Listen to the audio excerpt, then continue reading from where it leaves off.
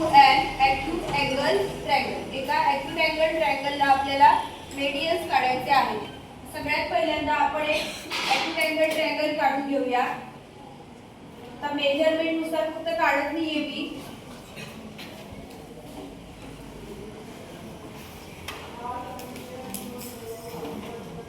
याला acute angle triangle का म्हणायचं? All angles are less than 90 degree. So this triangle is called as acute angle triangle. आता आपल्याला काय करायचंय? मेडियन्स काढण्यासाठी सगळ्यात पहिल्यांदा तिन्ही साइड जे आहेत त्यांचे मिड पॉइंट मिळवायचे. मिड पॉइंट्स कसे मिळवायचे? तर आपल्याला प्रत्येक साइड जी आहे ती बायसेक्ट करायची. म्हणजे काय करायचं? बायसेक्ट टू बायसेक्ट म्हणजे to divide the given segment into two equal parts. एखादी सेगमेंट जी आहे ती दोन इक्वल पार्ट मध्ये आपल्याला डिवाइड करायचे. मग कसं करणार बघा. सगळ्यात पहिल्यांदा आपण BC ला डिवाइड करतो. त्यासाठी काय करायचं?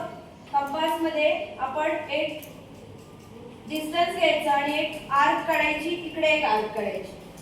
हे डिस्टन्स चेंज न करता पॉइंट C वरती कंपासचं टोक ठेवायचं आणि इथे एकमेकांना इंटरसेक्ट करणाऱ्या आर्क काढायच्या. आता हे जे पॉइंट ऑफ इंटरसेक्शन आहेत ते जॉईन करायचे. हा ज्या आर्क आपण इंटरसेक्टिंग आर्क काढल्या त्यांचे पॉइंट ऑफ इंटरसेक्शन जॉईन केल्यानंतर इथे जो पॉइंट आपल्याला मिळाला त्याला आपण म्हणूया P. This P is mid point of side BC.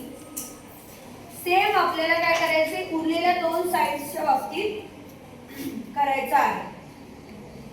आता AB ला डिवाइड करायचे.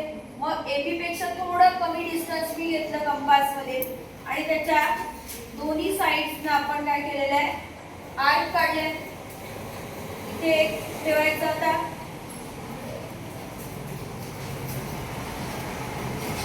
पॉइंट A वरती कंपासचं टोक ठेवायचं आणि याला इंटरसेक्ट करणारी पहिली जी आर्क असेल तिला इंटरसेक्ट करणारी दुसरी आर्क. पुन्हा आपल्याला त्यांचे पॉइंट ऑफ इंटरसेक्शन मिळाले बघा. इथे एक आहे, इथे एक आहे. हे जोडायचे.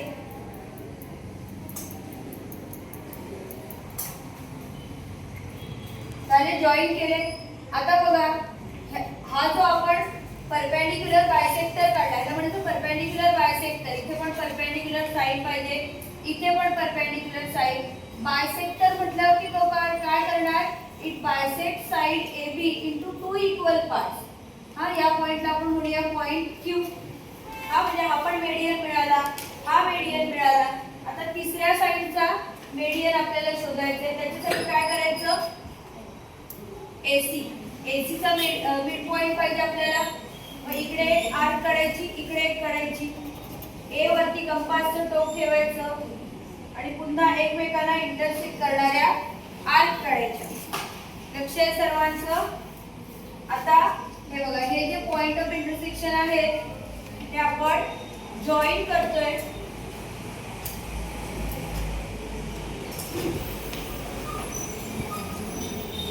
तुमच्या लक्षात आलं का बघा? इथे परपेंडिक्युलर होणार आणि this point we call it as point R.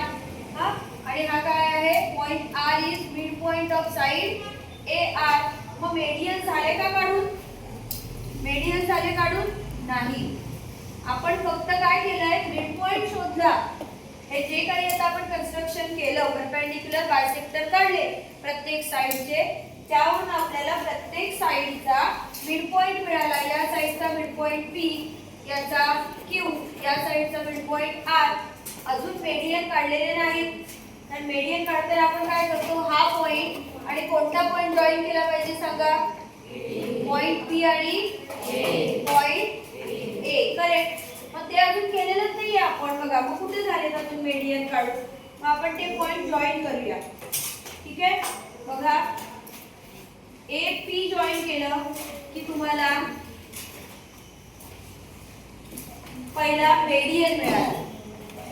त्याच्यानंतर BR जॉईन केलं, BR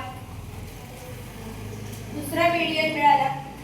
आता हे दोघ जण आहेत AP आणि BR, हे इथे इंटरसेक्ट झाले बघा एकमेकांना. म्हणजे आपण तिसरा जो मेडियन काढू तो सुद्धा सुद्धा या पॉइंट मधूनच जायला पाहिजे, तरच आपण केलेलं कन्स्ट्रक्शन ॲक्युरेट आहे असं म्हणता येईल. ठीक आहे, मग काय काय जोडायचे आपल्याला? हा पॉइंट आणि सी पॉइंट जोडायचे. So join point C and point Q. गेला का बघा? इथे तुम्हाला सिंगल पॉइंट दिसला पाहिजे. काय म्हणायचं या पॉइंटला? G. G means centroid G. And what is centroid?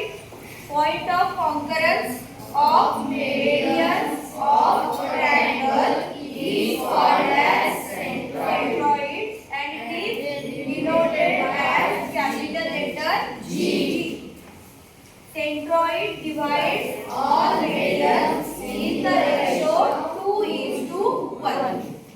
अरे लक्षात, हे आपलं नेक्स्ट प्रॅक्टिकल पण असणार आहे की खरोखर 2:1 या रेशो मध्ये डिवाइड करतो का. आले लक्षात? So this is how we can construct medians to an acute angle triangle. समजलं सर्वांना कसं करायचंय? तर प्रत्येकाने हे करायचंय आणि मला दाखवायचं. चेक करून घ्या की बरोबर करताय की नाही. ओके, ठीक आहे, चला करा.